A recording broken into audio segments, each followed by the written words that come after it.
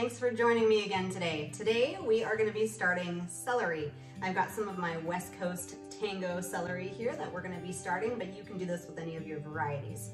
So I'll just show you some of the things we've got to start celery with and the things you're going to need and then how we do this. The first thing you're going to want is a tray with no holes. I've got a 10-20 tray here, but any tray with no holes that's going to hold the water. Second, you're going to want some inserts. I've got a 72 insert that fits nicely into my 10-20 tray here, just like that. Then you're going to want some good grow medium. I've got Promix here that I start my seedlings with. You're just going to want to make sure it's a grow medium, first a sterilized grow medium that you're going to start your seedlings with, so you need that. And then you need some good water because celery, if you think about it, is mostly water, and it's going to need a lot of water to get it going. So let's get started here. So the first thing you're going to want to do, there's a couple different ways to do this. You could pre-moisten your Promix if you like, and then you can put it in these. Today I've already had a tray that had some Promix in it ready to go.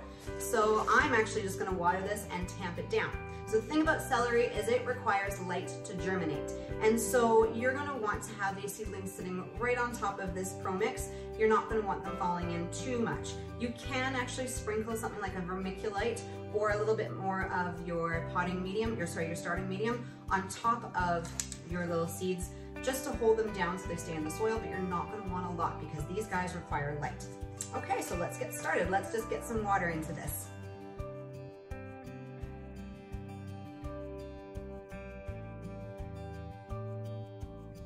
Okay, so there we are. I have watered this entire tray. After a while, you're actually going to get to know sort of the weight of your trays, sort of the same dimensions. You're going to know how heavy it is with how much water you've got in there. So this is all ready to go. So then what we're going to do is we're going to go ahead and take our celery seeds here.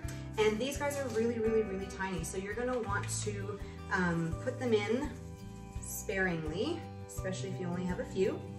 And just be really careful with them. There's a couple different ways you can do this. I'm just going to do it by hand today. I'm just going to take them one at a time.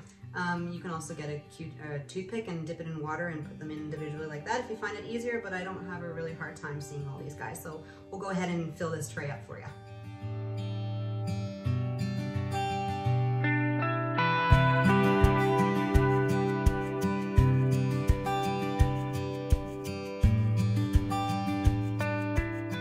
Okay, so there you have it. We've got them all in there. It was as easy as that today. So some things, I'm probably not going to put a dome cover on this because I don't want all the moisture trapped in there for 3 weeks. Otherwise you're going to get molds and fungus, and even though this is sterilized, sometimes it can be in your water source as well. So I'm actually going to leave this open. It will germinate. I will put on a heat mat that I've got going on over there as well. You can bottom water this and put some extra water in the bottom just to moisten it. When you're seeing it dry out a little bit, you're gonna want to add water, especially for the celery. The other option is you can do a mist spray. You can spray it with a mist bottle because you don't want your seedlings to fall down in that soil because, as we said before, they need light to germinate. So there you have it. You guys can come back later and see how I pot these up and then what I do to harden them off to get them out into the garden here come spring. But this is just seeds starting for celery, and I hope you guys enjoyed this. Hopefully it was helpful. Some other things, I guess, before I do leave, you are going to want some sort of light source. You can actually put this beside a window and it will help it germinate.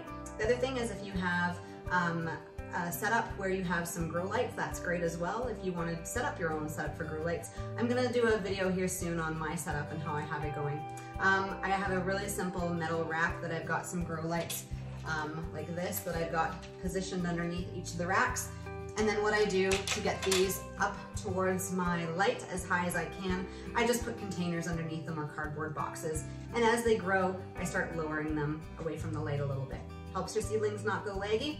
So hopefully that was helpful today. I really appreciate you guys joining me on celery starting from seed, and we will see you guys next time. Subscribe, hit that bell notification. I really appreciate you guys' support. Bye.